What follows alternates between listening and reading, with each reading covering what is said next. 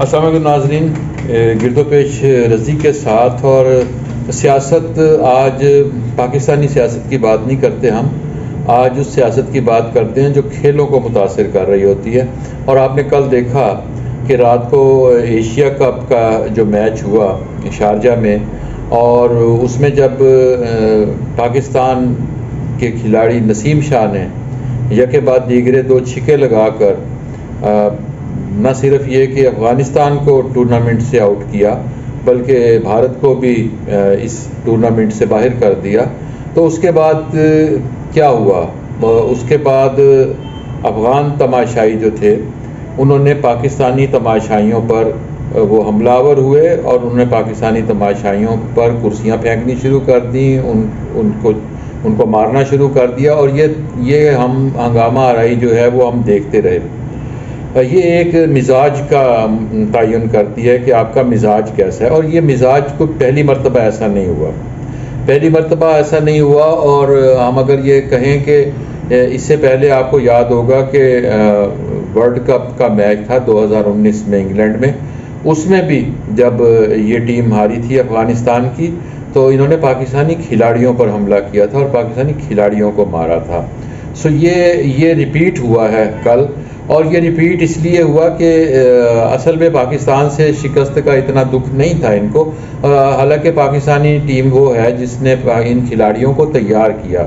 یہ جو افغانستان کی ٹیم جس حد تک بھی اس قابل ہوئی کہ وہ انٹرنیشنل ٹورنامنٹس میں آئے اور کرے، تو اس میں بنیادی کردار پاکستانی کھلاڑیوں کا تھا، جنہوں نے ان کی کوچنگ کی، ان کی تربیت کی اور انہیں اس قابل بنایا کہ وہ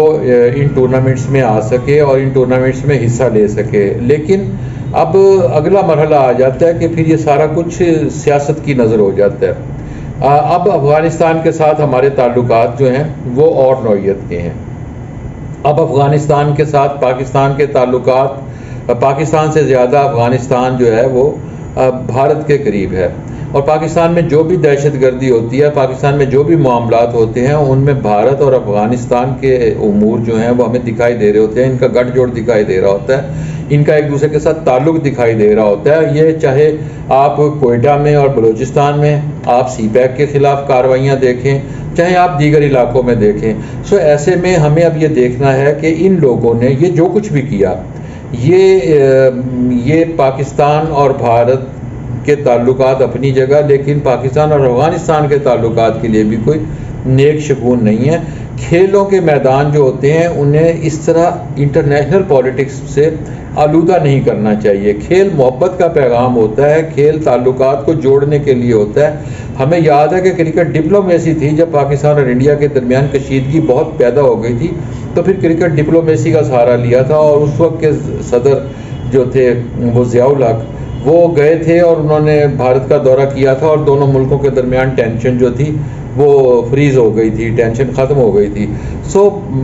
یہاں لیکن کرکٹ جو ہے اس کو ٹینشن ہوا دینے کے لیے، جنگی جنون کو ہوا دینے کے لیے اس کو فروغ دیا جا رہا ہے۔ اور افغان جو ہیں، افغانوں کا ہم پہلے بھی بارہا اس چینل پر ویڈیوز کر چکے ہیں۔ افغان جو ہے وہ پاکستان کی سلامتی کے خلاف کس طرح کام کر رہے ہیں، ہم نے تب جب بات کی تھی، ہم نے ان کے کراچی میں جو ان کا اثر و رسوخ ہے، کراچی میں جس طرح یہ لوگوں کو مارتے ہیں، کراچی میں جس طرح یہ پرچم لے کے پھرتے رہے، ہم نے اس سب کا بھی ذکر کیا تھا، اور اس وقت لوگوں نے کہا تھا کہ ہم افغانوں کے خلاف جو ہے تعصب کو ہوا دے رہے ہیں، لیکن ہمارے خدشات درست ہوئے۔ ہم نے تعصب کو تب بھی ہوا نہیں دی تھی، ہم اب بھی نہیں دے رہے، لیکن ہم اس بات کی مذمت ضرور کریں گے کہ اس قسم کی کارروائی کرنے والوں کے ساتھ ہمیں اپنے تعلقات پر نظر ثانی کرنی چاہیے، اور وہ سیاسی قیادت جو ان افغانوں اور ان طالبان کی حامی ہے، وہ عمران خان جو ان افغانوں اور ان طالبان کی حمایت کرتے ہیں،